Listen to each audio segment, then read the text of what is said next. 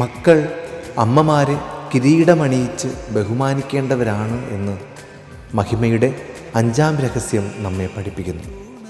കാൽവരിയോളം കൂടെ നടന്നതും ശിഷ്യന്മാർക്ക് കൂട്ടിരുന്നതും ഹൃദയം പിളരുന്ന വേദന സഹിച്ചതുമെല്ലാം സ്വർഗം അംഗീകരിച്ചു എന്നതിൻ്റെ അടയാളമായിരുന്നു സ്വർഗത്തിൻ്റെ രാജ്ഞിയായി അമ്മ മുടി ധരിപ്പിക്കപ്പെട്ടത്. അതിനർത്ഥം അമ്മമാർ ചെയ്യുന്ന എല്ലാ സ്നേഹപ്രവൃത്തികളും സ്വർഗത്തിൽ എഴുതി ചേർക്കപ്പെടും എന്നാണ്.